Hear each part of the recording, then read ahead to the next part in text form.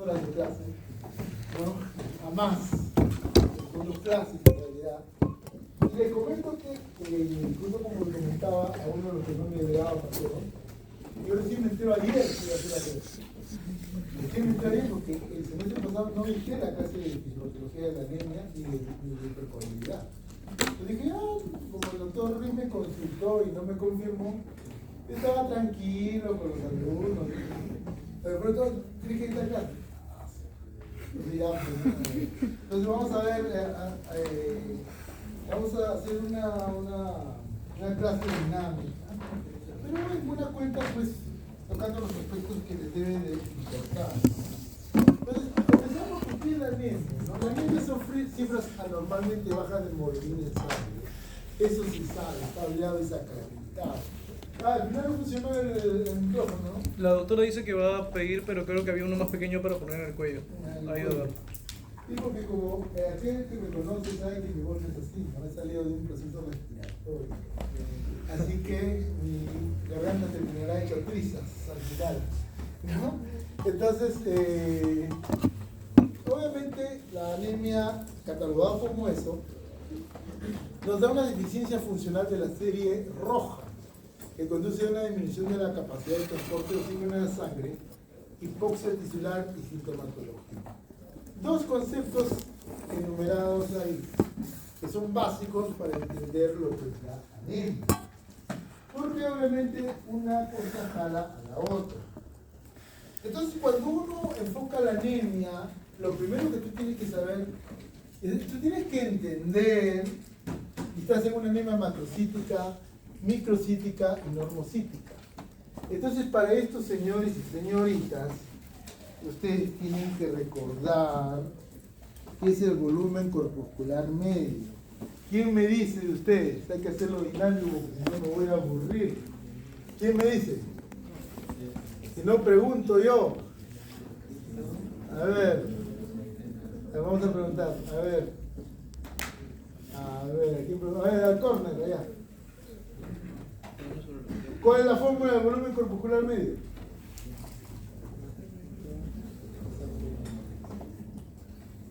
Naranja, Wando. Al otro córner. Allá, el hombre que está agazapado detrás de Arbuel. Nada, naranja, Wando. Entonces vamos a preguntar a los que fueron de mi grupo, ahora sí. Mate, ¿qué es el volumen corpuscular? ¿Cuál es la fórmula del volumen corpuscular medio? No es ¿No eso es? No, es el hematocrito dividido entre la cantidad de eritrocitos. Claro. ¿Y cuánto es el valor, Mateo? A ver, Shirley, ¿cuánto es el valor? 85, si no me equivoco. Claro, 85 más o menos 8, ¿no? Dependiendo. Entonces, ¿ustedes se acuerdan cuáles eran los tres parámetros de constantes corpusculares? Entonces ustedes van a saber ganar el cielo, ¿no? Volumen corpuscular medio, concentración de hemoglobina corpuscular media y hemoglobina corpuscular media. ¿Qué traduce el volumen corpuscular medio? El tamaño, volumen, no el volumen. La hemoglobina corpuscular media, ¿qué traduce? ¿Qué traduce? ¿Se acuerdan? Tamaño, masa promedio de hemoglobina. Y la concentración de hemoglobina corpuscular media traduce. Uy, se han olvidado de mate, ¿ya? ¿Quién les enseñaba? ¿Qué traduce? El hombre, ¿qué traduce? La concentración promedio de hemoglobina, pues el nombre lo dice. El nombre lo dice. Entonces, de acuerdo con eso, ustedes tienen el primer enfoque. Cuando hay un volumen corpuscular medio aumentado, hablamos de la deficiencia de ácido fólico, la deficiencia de vitamina B12, la hepatopatía, el alcoholismo en sí, el hipotiroidismo, fármacos y la mielodisplasia. Cuando es una anemia microcítica, glóbulo rojo chiquito, deficiencia de hierro, ¿ya está, mi estimado? Deficiencia de hierro, talasemias, y normocítica, una anemia plástica, anemia de la enfermedad crónica, insuficiencia renal crónica, anemia hemolítica y la esferocitosis, ¿no? Esos son los que traduce, ¿no? Entonces, cuando el patólogo clínico a ti te diga y te describa un frotis y te ponga esto, tú ya tienes que tener en la mente qué es lo que está hablando el patólogo. Cuando es normal, normalmente un tamaño uniforme, forma regular, un color normal, normocrómico, con un centro un poco pálido. Yo me acuerdo que una pregunta clásica, yo me imagino que las preguntas de fisiopato vendrán de la clase porque el doctor Luis es el jefe de curso, ¿no? Entonces, esperemos, ¿no? Entonces, el clásico color de la hemoglobina, ¿cómo es? El borde rojo y el centro pálido. bien intenso con una palidez central. Antiguamente hacía preguntas y ponía ese mismo enunciado y ponía hipocrómica y la gente caía como mosca. Ese es el color normal. Ese es el color normal. Centro un poco pálido, ¿no? Cuando hay macrocíticos, se habla de mayor tamaño, color normal, pero normalmente, ¿qué es lo que sucede?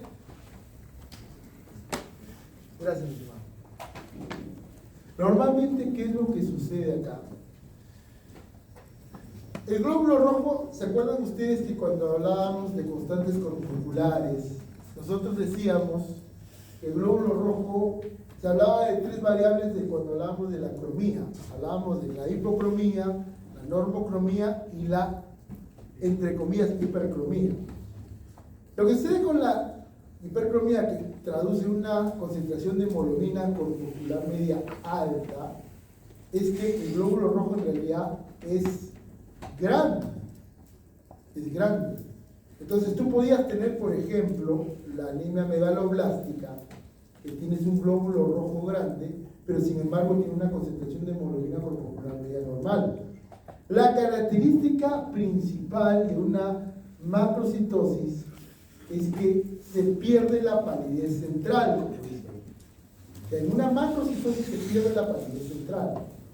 Entonces, puede ser, por ejemplo, que yo te diga una pregunta, pérdida de la palidez central. Ah, tú dices la hipocromía. No, mentira. Estamos hablando de macrocitos. La poiquilocitosis y la anisocitosis, señores y señoritas que han sido mis alumnos, ¿de qué miércoles estoy hablando acá? A ver, ¿quién me dice qué es la poiquilocitosis? Todos son conceptos que han tenido ustedes el gusto de leer y escuchar. Así que, a ver, Iyari, ¿qué es? ¿Qué es la poiquilocitosis? No, pero ya puede no ser jugador. A ver, el hombre acá, que está con el láser ahí. ¿No? A ver, allá, el láser apunta. Ahí, tú. Es configuración, alteración de la configuración. Y la anisocitosis, a ver, acá el láser. Adición de tamaño. Entonces, eso puedes encontrar. Los cuerpos de Holley y Joly son restos de ADN.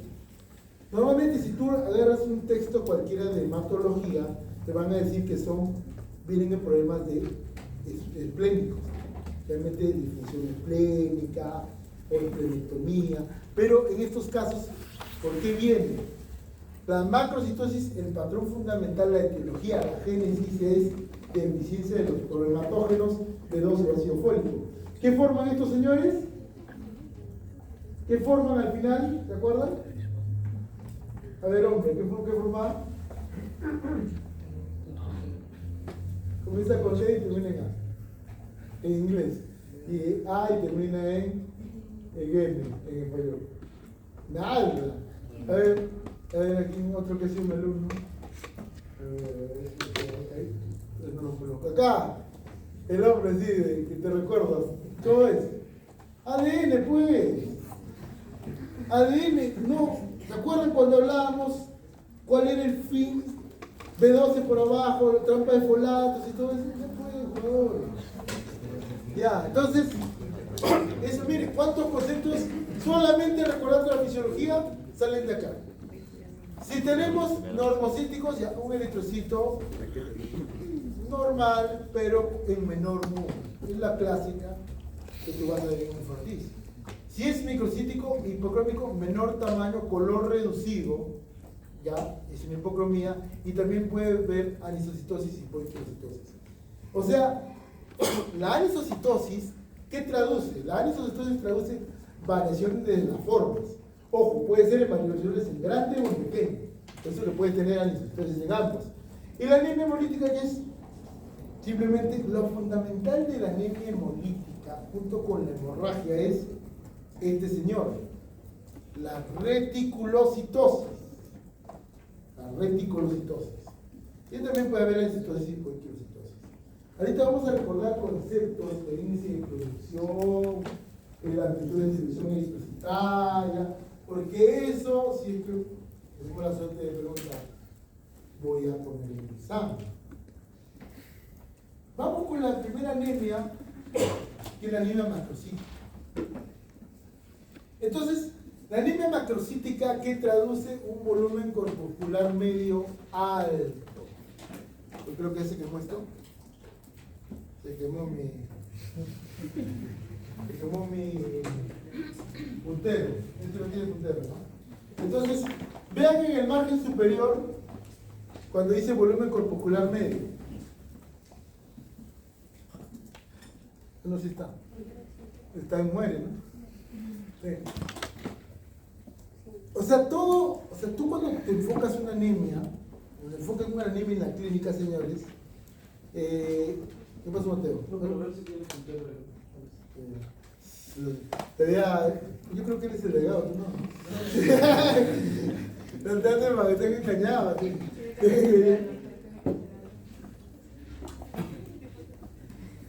Ay, ya vas. No, este es un tigre. Tigre de leyendas.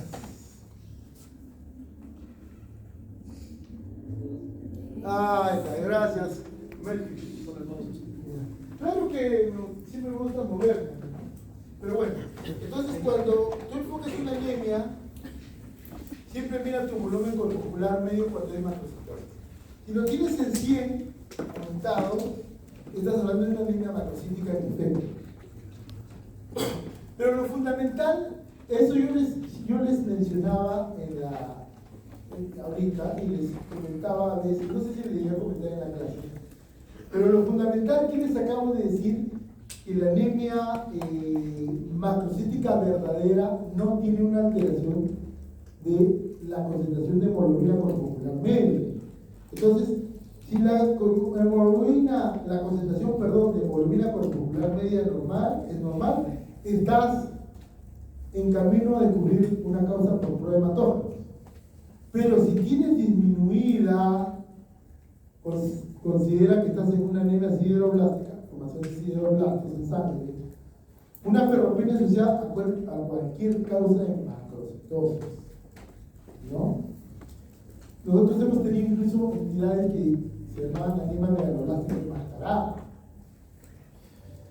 La anemia megaloblástica enmascarada es una anemia, por ejemplo, que tú tienes un volumen corpuscular medio bajo, o sea, al revés.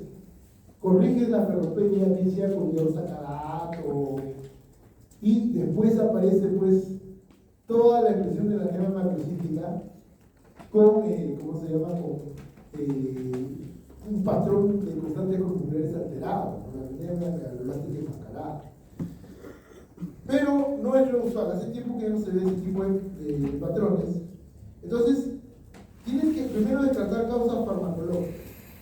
Bloqueantes de la síntesis de ADN. Ya dijimos que lo fundamental acá es que tú tienes que la formación, tanto de identificación de cobalamina como ácido fólico, es la formación de ADN. Obviamente que la cobalamina tiene un compromiso también con el nervio. Entonces, análogo de la purina, mercaptopurina, tioguanina, ceftriaxona, aciclovir, análogos de la pirimidina, como el Brasil, etc.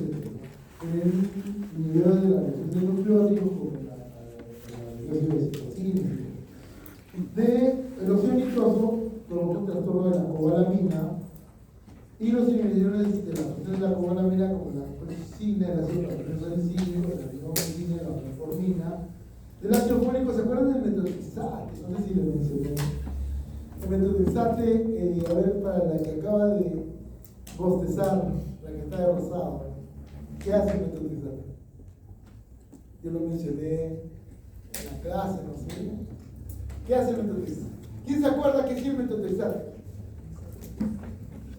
¿Quién convierte el dihidrofolato en tetrahidrofolato? ¿Qué enzima? Folato reductasa. La reductasa del folato, ¿no? Claro. Dihidrofolato, este señor lo inhibe. El metotrexato lo inhibe. Entonces, por eso dice inhibición del mecanismo del ácido fólico. Y acá tenemos pues triantirenin, vitamina y miscelánea de todos estos parámetros, ¿no? Acá viene lo importante. Tú cuando enfoques una anemia, señores, siempre trata de completar tu perfil hematológico. Siempre. O sea, si tú tienes un paciente, o sea, si tú enfocas a un paciente con anemia, no te puedes quedar solamente, entonces, si tienes una anemia macrocítica, puede ser que tenga una complicación aguda. O sea, no excluye una macrocitosis de un evento de hemorragia digestiva aguda, por ejemplo. Entonces, siempre pedir frotis de sangre periférica, el frotis, lo que han visto ustedes ahí. Entonces, si tú tienes reticulocitosis intensa, hemorragia aguda o hemólisis, si tienes ausencia de macrocitosis en el frotis periférico, una macrocitosis espuria, revuelvo el caso, o de repente estamos hablando de una amiloidoplasia, que es otra. La amiloidoplasia son células maduras, grandes, que la médula bota. Generalmente es una anemia amiloidoplásica, ¿no? Una anemia ya con un pronóstico venoso de la neoplasia. Si tienes macrocitos ovales, los macrovalocitos, ya, esa misma calidad, igual calidad. Determinar cobalamina y así y alcohólico, ¿no? Para producir. Si tiene macrocitos redondos en el perfil periférico, hepatopatía crónica e hipotiroidismo. Obviamente se le pide pues perfil hepático, ecografía de ópera portal, para ahora astrografía, hipotiroidismo con perfil tiroideo basa. Si no confirma, reevaluar el caso, puede ser que sí hay una deficiencia de ácido fólico y cobalamina posiblemente un ¿no? Entonces, este gráfico, que es un gráfico antiguo, que traduce en forma sencilla lo que es la fisiopatología de la anemia megaloblastica. Entonces, señores, cuando tú comes, la vitamina B12 se une a esta R. ¿Qué es la R? ¿Se acuerdan?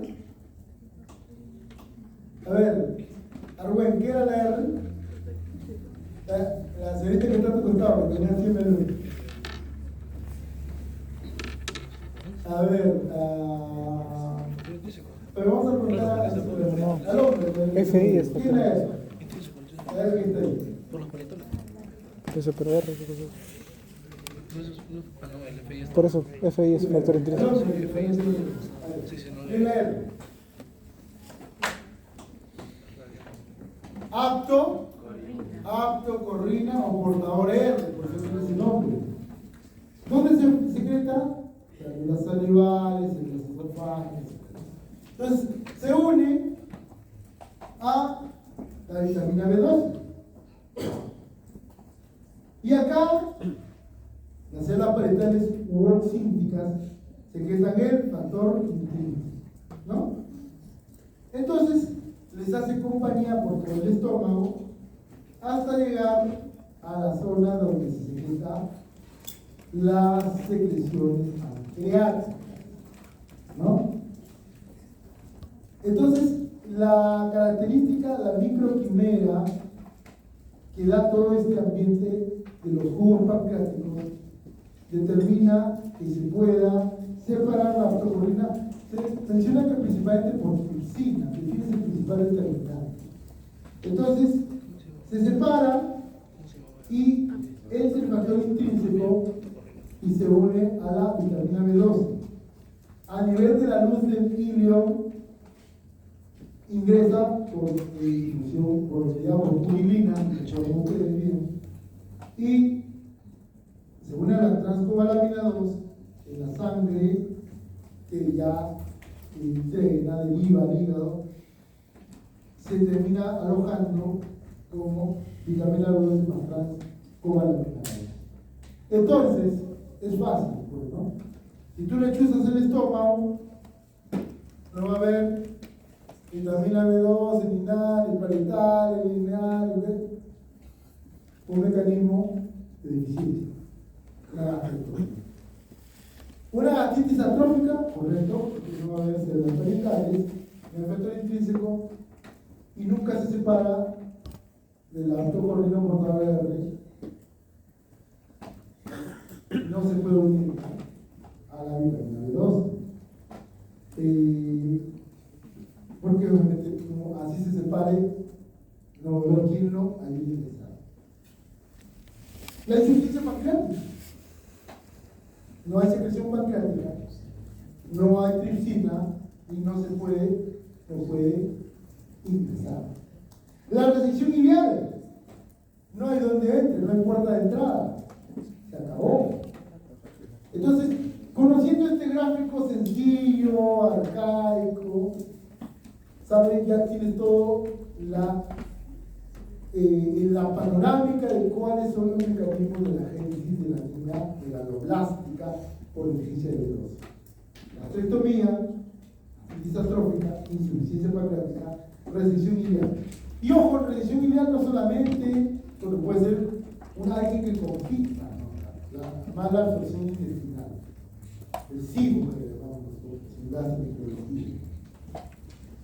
Entonces, este gráfico me dice ya la anemia megaloblástica. Determinar valores de cobalamina y folato sérico.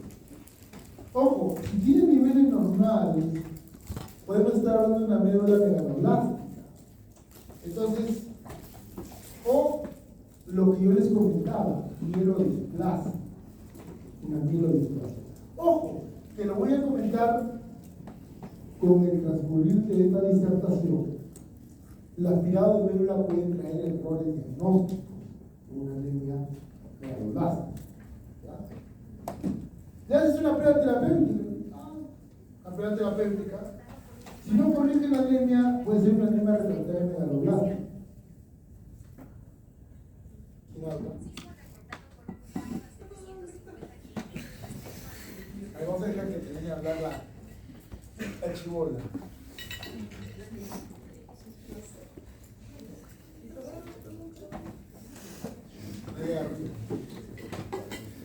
Ya acabamos.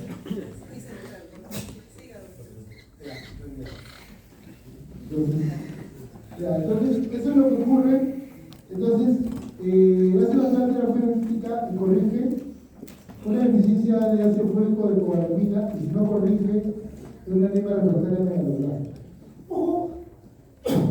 Ojo que cómo se llama, tienes otros caminos para decir que no, de acuerdo con los entornos clínicos, ¿no?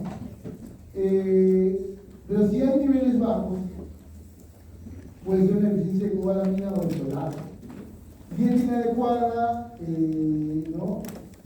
Puede ser aquellos que están en lactación, malnutrición, deficiencia de vitamina C, alcoholismo, una causa muy frecuente de deficiencia de fólico, de las necesidades de embarazo, crecimiento, etc. Todo lo que ven acá, dermatosis, derramamiento de tumores, entonces, todo esto, alcohol, ahí viene la patología crónica. alcohol y la patología crónica son una causa frecuente. Por eso que siempre nosotros cuando tenemos pacientes con cirrosis damos ácido fólico.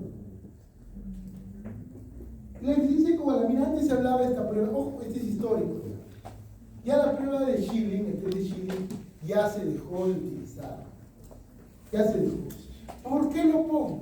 Porque la prueba esta prueba, o sea, este gráfico que está acá, te sirve para interpretar dónde está el nivel de mala absorción de la vitamina B12.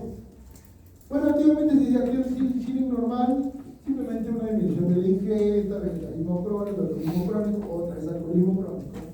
Mayor consumo de cobalamina que necesitáis si no lo demandas, como el embarazo, el cáncer, el hipotiroidismo. Y trastorno de la nutrición, que tiene que ser un estudio difícil de cobalamina 2 y el osteoartrosis, ¿no? Pero si salía patológico, tú decías, ¿no? Entonces era inyección de una vitamina B radiomarcada. Entonces le dabas la cobalamina ahora con factor intrínseco. Entonces, si tú te vas sola, entonces, ¿qué factor intrínseco estamos pensando? Ya, lo que está ahí, de las parenterales oxígenas, ¿no? Entonces, si salía normal, es una línea perniciosa, una gastrectomía. Pero si salía patológico, tú tenías la opción de darle como antibiótico. Mira, y si salía patológico, si salía normal, quiere decir que había un sobrecrecimiento bacteriano. O sea, el antibiótico suprimía y había buena respuesta sobre el crecimiento bacteriano. O sea, ese era el esquema, la escalera del Schilling. Daba Schilling, comprobaba que había una eficiencia. Le dabas el factor intrínseco y si corregía, para no ponerle normal y no se confundan, acá debería decir corrige. Corrige, ya no tiene factor intrínseco, anemia perniciosa o ácido. Si sigue patológico, le das antibiótico y si corrige, sobrecrecimiento bacteriano. El sobrecrecimiento bacteriano no permite que se suba la vitamina. Si seguía alterado, ya estamos hablando de una mala absorción. Crohn, cartecita para nosotros, la enfermedad de Crohn. La sección biliar, ¿no? Infiltración intestinal, insuficiencia pancreática, entraba acá fármacos, difilogotronulato y la insuficiencia, ¿no? Entonces, miren cómo es el enfoque de la anemia granular. Hacemos un enfoque. Ahora, algunos de ustedes, de repente, personas pensantes, razonantes, craneantes, dirán, entonces ya no hay Schilling, ¿cómo se hace? El criterio clínico. El criterio clínico que ahorita lo vamos a mencionar, ¿no? Porque ustedes han llevado fisiología y no lo han llevado por la SACH, ¿no? O sea, tienen que aplicar todo eso que lo llevó a este momento supremo. Entonces, siempre recuerden sus papeles fisiológicos. Entonces, alguien me puede. Yo, como ustedes son fisiólogos en potencia, Sacha fisiólogos, yo me imagino que ustedes de canto sabrán qué miércoles es eso. ¿Sí o no, Mateo? Te dirán, Mateo está caluroso, Mateo. Y creo que es hipertiroideo. Entonces, la delegada me puede decir, entonces, delegada, ha pasado piola. Dime las dos formas activas de la vitamina B12 antes de seguir.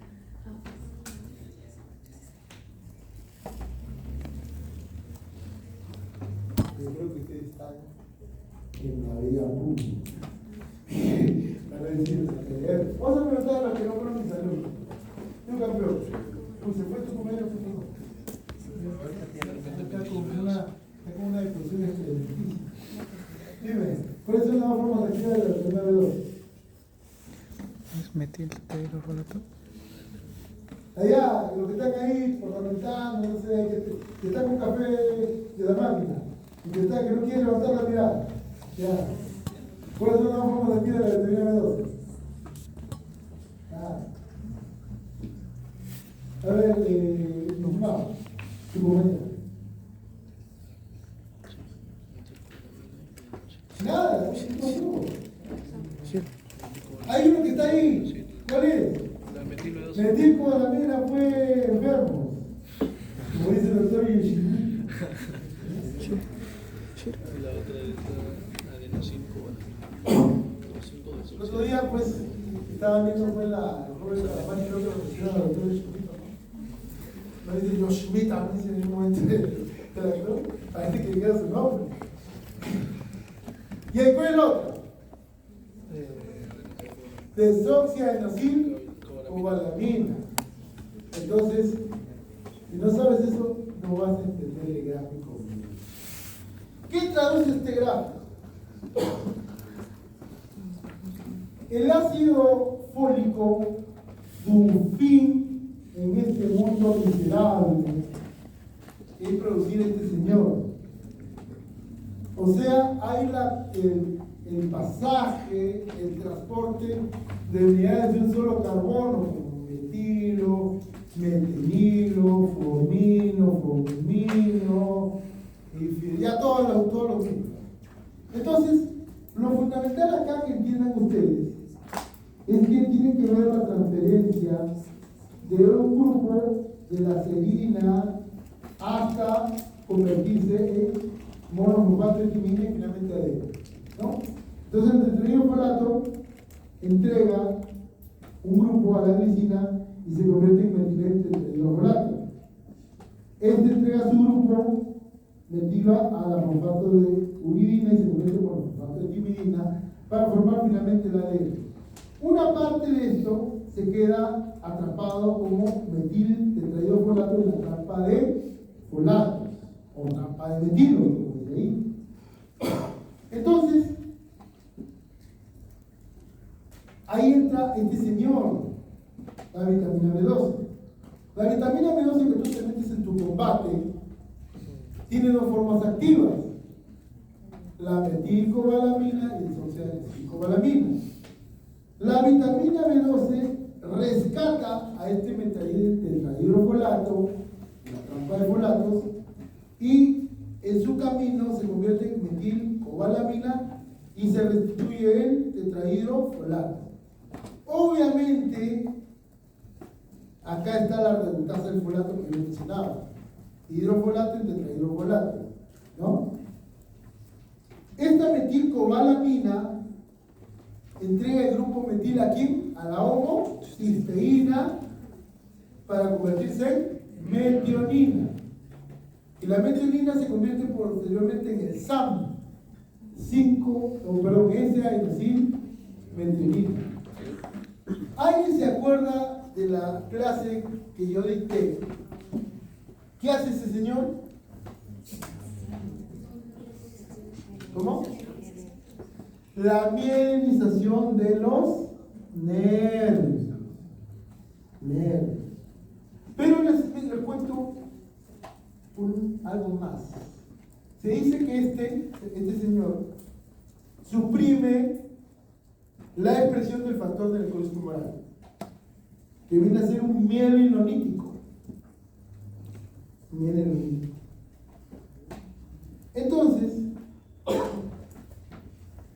les hago una pregunta en general, sobre todo los que no fueron mis alumnos. Ustedes han llevado embriología, ¿no? ¿Por qué le hace ácido fólico a la gestal? ¿Para qué? Pero yo sé Se tiene que ver con nervios y todo eso. ¿Cuál es el fundamento?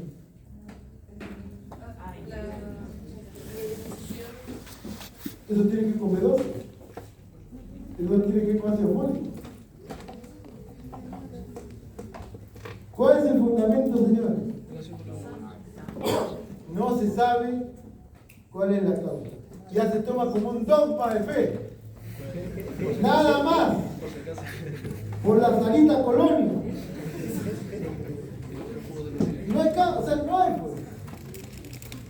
Si tiene, ahora si tú me dices defectos genéticos, a ver, pero si habla de nervios es de 12. ¿Y para qué sirven otros señores? La desoxiadenosina. ¿Se acuerdan? Tiene que ver con la conversión de... ¿No se acuerdan nada? No creo que me equivocaba, son cachitos, ¿no? Pues no se acuerdan nada. Están hasta la cantal. A ver, allá, tú, la que está con la tablet ahí agarrante en la boca, ahora te ríes, ya. ¿Qué hace la de no sé cómo la ves? Ya tu compañera que está agarrando la oreja. Nada. Tú, hombre, que estás en el equipo mayor. Nada. A ver, mi estimada, creo que ya te pregunté, pero a ver, ¿recuerdo? Nada. Conversión del metilmalonil coenzima A en glucinín coenzima A, pues chingado. Pucha. De ahí, señores, sale todo lo que viene. De ahí, o sea, si no conocen y querían que les haga coagulopatía, pucha, que están. Ya fue delegado. ¿Qué querían? Matanza. Matanza, querían que les haga coagulopatía. Para conocer esto, tienen que conocer la base. Entonces, por eso siempre pongo este cuadrito. Porque siempre mando de frente a la fisiopatología, perdido estarás en el tiempo, espacio y persona. Entonces, algo bonito para que se distraiga, la anemia perniciosa, ¿no? Y la anemia perniciosa, la patogenia, que es otra cosa que la fisiopatología, reconoce que una hipersensibilidad tipo 4. Las células C citotóxicas provocan daño en las células parietales. Hay formación de autoanticuerpos contra la hidrógeno potasio tetrasa. ¿Qué bomba es? ¿Qué bomba es? Protones. Anticuerpos contra el factor intrínseco que bloquea nuevamente la unión a la vitamina B12 y el complejo antifactor intrínseco que bloquea la unión a los factores iliales. En pocas palabras, daños en las parietales, antagonismo del factor intrínseco, y todo eso llega a una gastritis crónica atrófica. Mucosa delgada, aplanada, pérdida de células parietales, baja el factor intrínseco, baja el ácido clorhídrico, pérdida de células principales, o sea, se pierde la otra célula también, infiltrado linfocitario y células plasmáticas.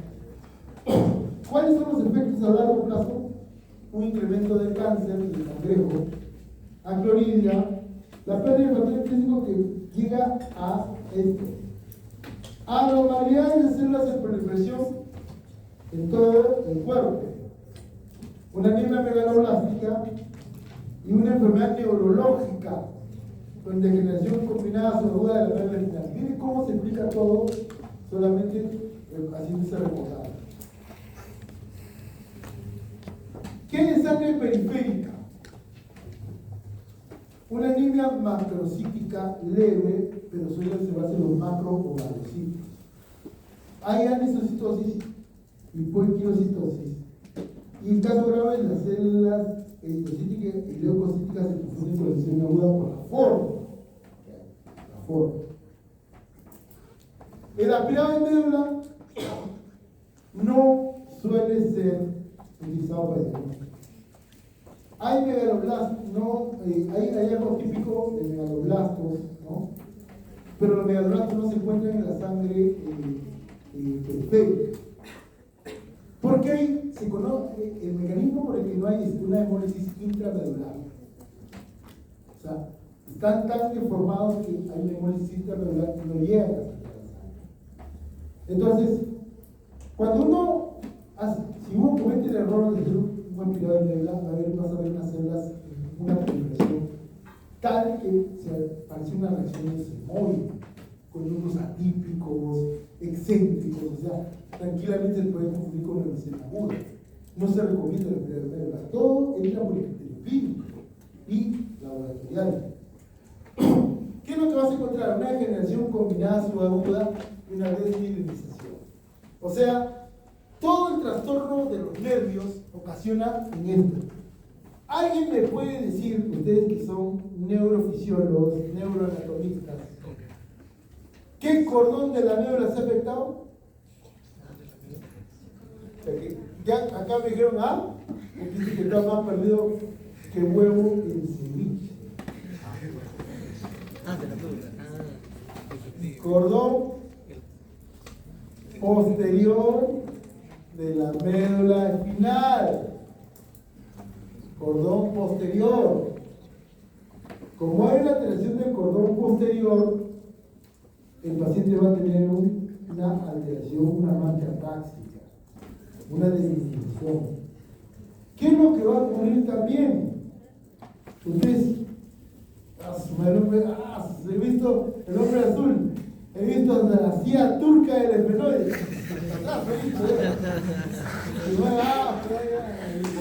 Todo he visto. De manera tomografía no existe ya para eso. Señores, ustedes han llevado la práctica de fisiología de reflejos. ¿Qué reflejos se altera?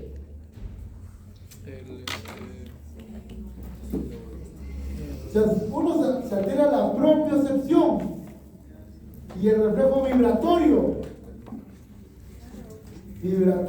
Miren, todo eso por la famosa SAM que no suprime al factor de necrosis humoral, la pneumonitis, la pneumonítico. Entonces va a haber una desmineralización. En casos severos se ve demencia, la demencia. Entonces, miren toda la repercusión. Casos que les puedo comentar para que activen el cerebro más rápido. ¿Qué otro día? Hace 2 semanas. Paciente que me interconsulta en el hospital. Entonces, para que vean la pobreza que puede haber en un médico. Ven una anemia de 10,1, un varón, ¿no? Tenía BCM en 101. ¿Qué unidad es la que no le he mencionado? ¿Qué unidad es? Tú, que lo acabas de mirar. Sí, tú. La que está detrás de la cinta de rojo. Sí, la que está volteando tu compañera ahí, ya, tú. Sí, tú, acá, la que está mirando al colegio, a la derecha, sí. La que te acabo de señalar. ¿Qué unidades son las de Verónico Popular Medio? ¿Qué ni eso saben? Pentol. Pentol dice. Pentolitro. Pentol dice. Yo creo que uno ha marcado poco. Se han fumado opio, no sé. Entonces, me mandaron interconsulta. Para levantar una anemia por el trabajo. Pues yo miro y me llamó la atención que el paciente tenía varias consultas a neuro. Y yo digo, pues, comienzo a revisar y tenía una cobalamina en menos de 50.000. Yo tenía megaloblastia.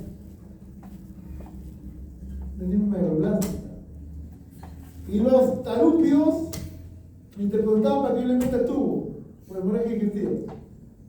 ¿Entendés la inmensidad que puede llegar uno que ya tiene título y todo a no razonar? No lleguen a ese extremo. Ya. No. Eso que sea repásenlo, ya que sea por pena, ya. Pero tienen que dominarlo. Como tienen que dominar lo que viene. ¿Qué hay en el laboratorio?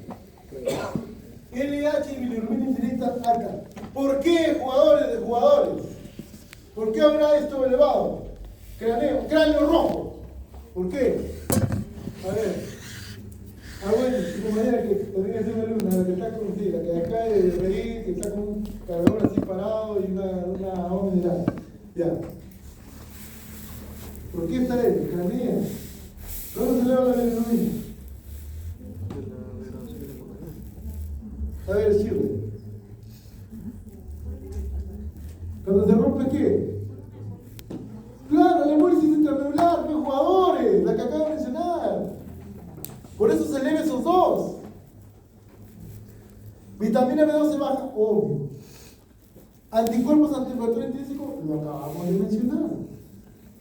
Incremento de ácido metilmalónico y homocisteína. ¿Qué acabamos de mencionar? Por lo del SAM. ¿O no? ¿Ya se olvidaron?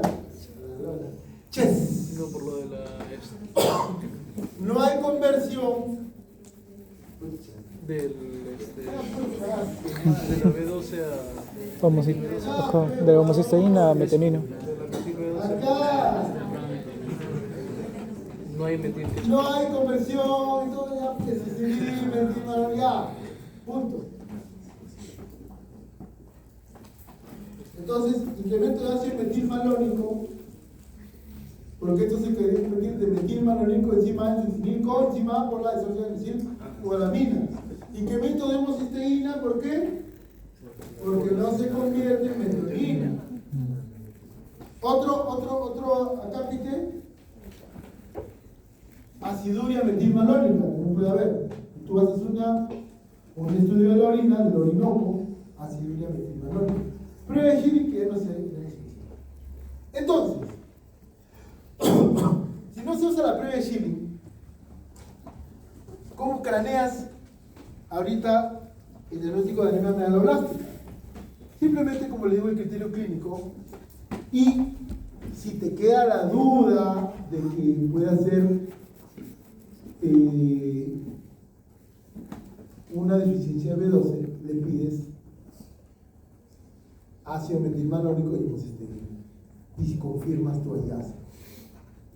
O sea, todo ese enfoque lo tienes que tener en la mitra, en el cerebro, en tu locus coeruleus, y no eres carne de presidio, como les decía a ustedes. ¿Verdad? Entonces, miren cómo conversando así sale toda la psicopatología.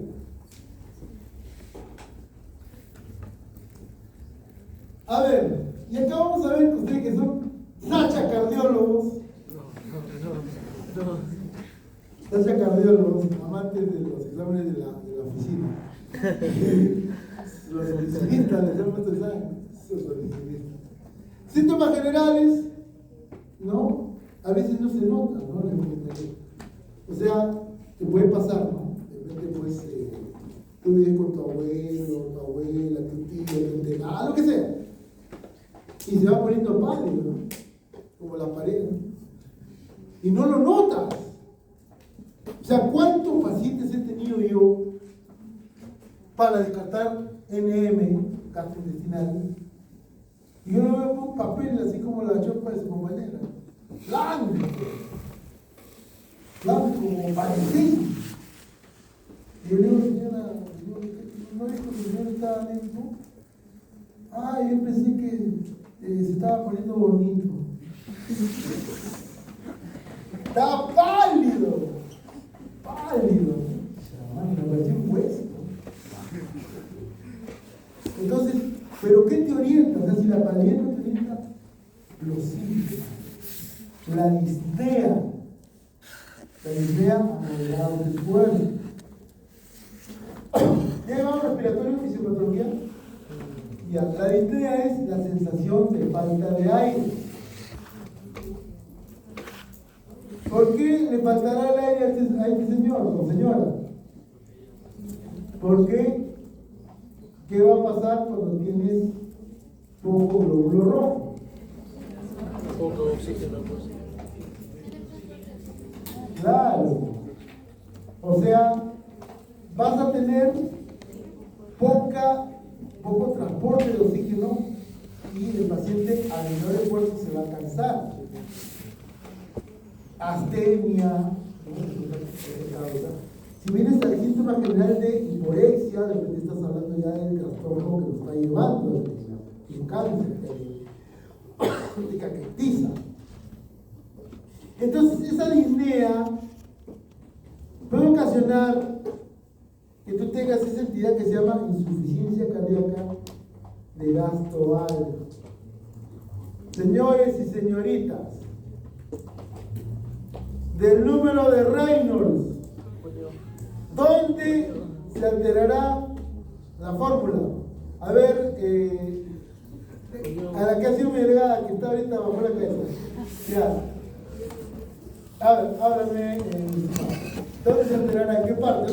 Siquiera dime numerador, denominador. Pues es. Hay que sacar la correa, creo. La regazo limpio. Es una flagelación, tipo. A ver, la que está con el celular ahí, con el WhatsApp ahí, hablando con no sé quién.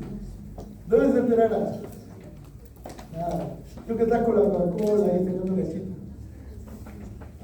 Uy, a ver, Mateo, ya, tú que eras un tigre ahí con ¿Qué ¿qué se altera? Dime nomás la vaina. es la viscosidad, pues, ¿no? La viscosidad, pues, jugador de jugador.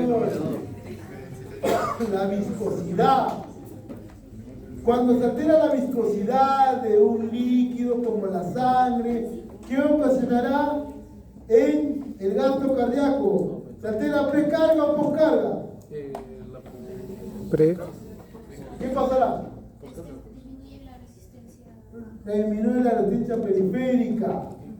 Por ende, aumenta el gasto cardíaco. Pero hay una translocación de sangre hacia arteria vena para que aumente el retorno venoso y el flujo al ventrículo derecho, corazón derecho.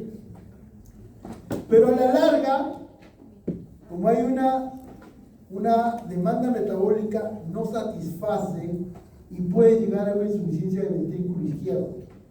Esa es la característica. Puedes tener, entonces esa es la característica de la insuficiencia cardíaca de gasto alto. O sea, ¿y eso qué te traduce cuando aumenta el reino por disminución de la viscosidad? ¿Qué puedes tener?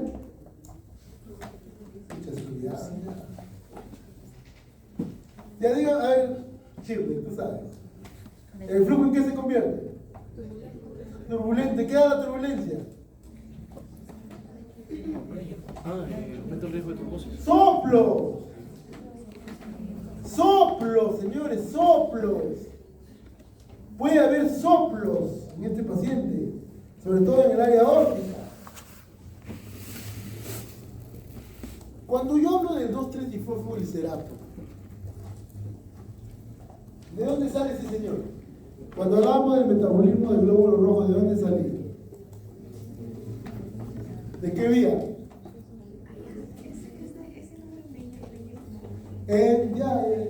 ¿Por qué le pegas? No se pega. Usted es gainero, ¿por qué le pegas? De vía de Epstein-Meyerhoff. Entonces, yo les dije, ¿cuál de todos estimula la producción del difosfoglicerato? La hipoxia. La hipoxia. Entonces la hipoxia principalmente es la que es estimulante del 2,3-difosfoglicerato. Aumento del 2,3-difosfoglicerato. Yo me acuerdo que esta pregunta, les comento, fue debatida en el examen del 2024-2, porque se buscaron, que vienen o hacen anemias hemolíticas y todo, no, o sea, a la larga, si tú tienes una hipoxia crónica, puede haber aumento del 2,3-difosfoglicerato. ¿Se acuerdan qué es el 2,3-difosfoglicerato?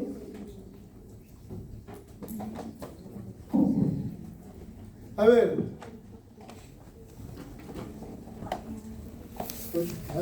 bueno, voy a agarrar con la ¿no?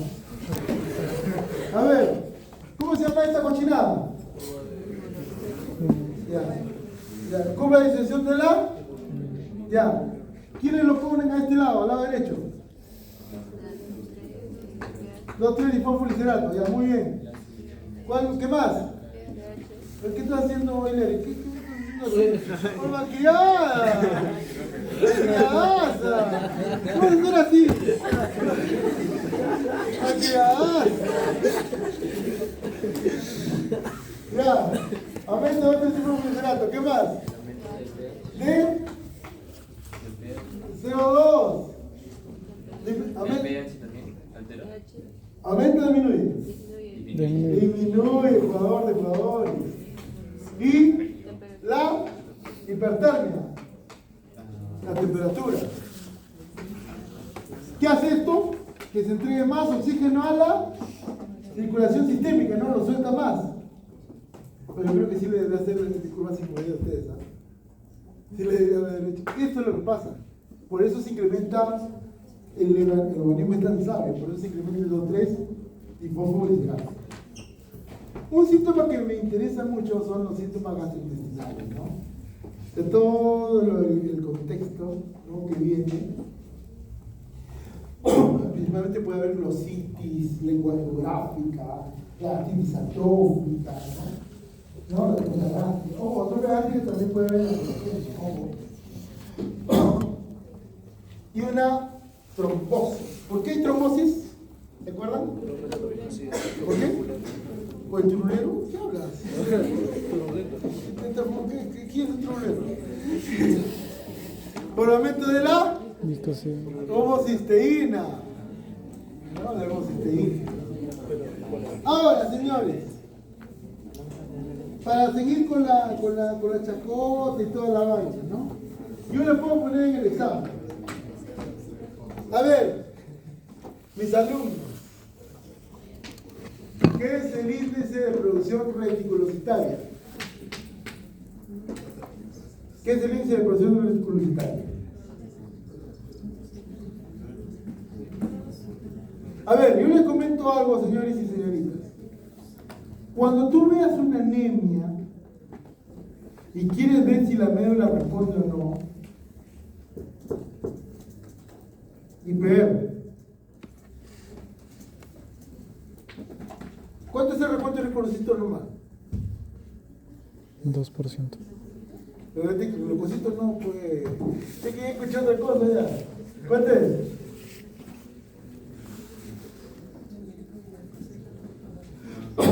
¿Cuánto es Shirley? ¿Qué ha pasado contigo? ¿Qué le has hecho ahí, bueno? ¿Qué le has hecho ahí?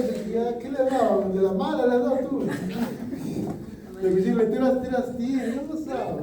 No te vale, si quieres comprarle buena calidad, pues. A ver, ¿quién se acuerda? Bueno, hay literatura que dicen 0,5 a 2, ¿no? Pero el índice de producción reticulocitaria lo que traduce es lo siguiente. Tú miras el recuento de reticulocitos, es el porcentaje, por el hematocrito sobre el hematocrito ideal. Y todo esto sobre, cuando ya saca, este es el reticulocitos corregido, muy bien. La vida media del hematocrito de acuerdo al del reticulocito de acuerdo al hematocrito. 45 es a 1, 35, a ver, sigue. 1.5, 25, 2, 1.5, ¿no? Entonces, si tú tienes un recuento de reticulocitos de 3 a más, médula regenerativa menos de 2, médula hiporregenerativa. Otro punto que ustedes han visto, que van a ver ahorita, antes de tocar lo que es la parte de microcítica, ADE. ¿Se acuerdan qué es el ADE? ¿Quién me dice? Distribución eritrocitaria. ¿Qué habla? ¿En qué se refiere eso? A ver, aquí me preguntaba. A ver, la señorita que está detrás de Argüen. ¿Qué es el ADE? Nada, naranja, guapo. A ver, acá, tú misma. ¿Qué es el ADE? Tú. A ver, la que está con toda la agregada.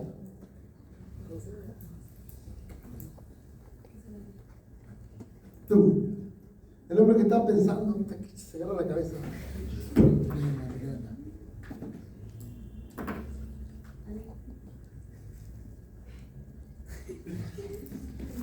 Buenas noches. Estamos en casa. Mira, todavía está chateando el Jicuna. Está chateando ahí. Está viendo la maquinaria del trome. Guarda, pues. A ver, ¿qué es el ADE? Amplitud de distribución eritrocitaria. ¿Y ahí? ¿Cómo se mide eso? Es por la anisocitosis de los No yo sé, glóbulos. pues, pero ¿sabe la fórmula? No. Desviación estándar del tamaño del glóbulo rojo. ¿Quién está hablando? ¿Quién está hablando? Ya. Desviación estándar del tamaño del glóbulo rojo sobre el volumen corpuscular medio. Por 100. ¿Cuánto es el valor? Normal 2, No. 11 a 15%. 11 a 15%. ¿Ya? 11 a 15%. Entonces, ¿para qué te sirve? Para diferenciar las anemias ferropénicas de las talasemias, por ejemplo, ¿no? Dicho estos conceptos, ya podemos ir pasando a lo que es microcítica.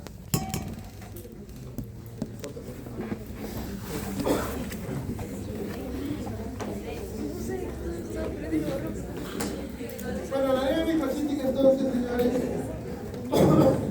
la evaluación volumen circular medio disminuido y tiene que ser concordante con la concentración de hemoglobina corpuscular media para que tú lo etiquetes como anemia microcítica hipocrónica. Y ojo, se lo vuelvo a repetir como se lo dije en la clase. No cometan la estupidez cuando estén ya muy avanzada en su vida en decir, tiene HCM disminuida, es una hipocrónica. No, esto traduce la hipocronía. Esto. Entonces, si tienes una de alta, tú tienes que. El patrón, señores, para interpretar una ferropenia es lo que está ahí: hierro cénico bajo, capacidad de fijación de transferrina alta, la saturación de la transferrina, que es el IS, baja, y ferritina. Ahí hablas de ferropenia.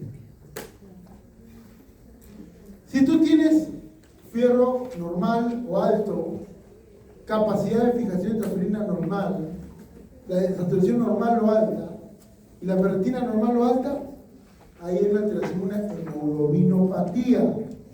Entonces tú pides electroforesis de hemoglobina. Puedes tener la beta-talasemia, la delta-talasemia, de acuerdo a los patrones que te salgan. Una electroforesis normal, alfa-talasemia, algunos casos de beta-talasemia, consistencia de beta-talasemia y ferropenia, la sideroblástica, intoxicación por plomo, o una hemoglobinopatina E. O sea, así mira cómo tiene que ser tu enfoque. Pero si tú encuentras, o sea, el AD normal, puedes encontrarlo también con una hemoglobinopatía o con una anemia de enfermedades crónicas. Y la anemia de enfermedad crónica es todo bajo menos la ferritina. ¿Por qué? ¿Por qué la ferritina es alto? Ahorita lo vamos a ver. ¿Ya? Eso sí, me imagino que se acordarán de toda la ferroprotina y todo eso. No me imagino, ¿no? Si no me tapo hasta la H.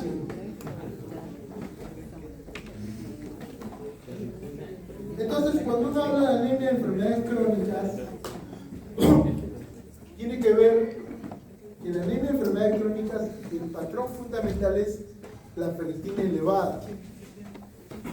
La ferritina elevada, ¿por qué ocurre? ¿En qué sitio? ¿Ahí puedes abrirle?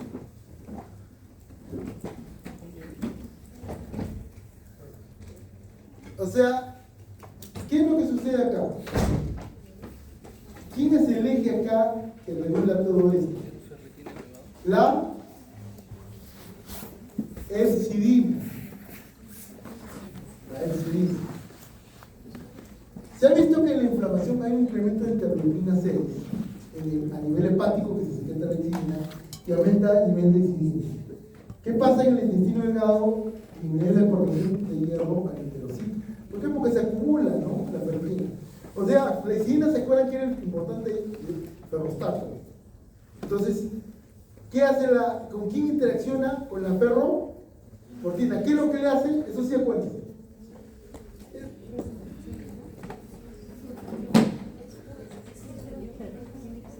La ferroportina es el exportador. Si hay epsidina, se bloquea y aumenta el almacén. Disminuye la exportación de hierro a nivel hepático y metrófilo. Otro mecanismo es la disminución de la eritropoyetina, ¿no? Pero a nivel renal. Y vinculado el factor de riesgo tumoral alfa, la interleuquina 9 y la interleuquina Z, a nivel de la ósea, disminuye la eritropoiesis y disminuye el desespasmo, la vía de los espasmos, los glóbulos rojos. Entonces, el eje fundamental, causa de anemia de enfermedades crónicas múltiples, mieloproliferativo, linfoproliferativo, tuberculosis, la misma insuficiencia renal, etc., ¿no? De toda esta chingadera que está acá, no nos interesa más que esto de acá. Eso de acá, no interesa a nadie, se me pasó de maquillado. ¿De maquillado? ¿Qué pasa? O sea, está agresiva, que se fumó. Lo que interesa es esto, ¿no? ¿Qué es lo que va a pasar en la anemia ferropénica? No puede introducir el hierro porque encima la ferroquetalasa, ¿no? La ferroquetalasa que está acá. No hay hierro. Entonces, ¿qué va a pasar? Se estimula en los receptores de inducción por hipoxia y disminuye la síntesis de IF2, ¿no? Que es lo que traduce disminución de la alteración de la síntesis de la hemoglobina. Ese es el factor fundamental, ¿no? Para, digamos, diagramar esto, cuando hay una anemia ferropénica, lo fundamental es que ustedes interpreten también su hemograma, ¿no? La medicina es tan amplia que les va a dar muchas sorpresas si es que no piensan en todo. Ejemplo, el día sábado vi un paciente que tenía un hierro en 6, una retina en 7. Abajo. Tenía una trombocitosis y tenía una reticulocitosis. Como no tenía síntomas dispépticos de estrés, acidez, migraña, reflujo, lo primero que puse en la interconsulta, por la clínica sugerente, papá, comenté todo lo de los hallazgos hematológicos, el paciente es muy alta probabilidad de NM del tubo digestivo bajo. Si la colonoscopia el martes, un NM, un cáncer de colon ascendente.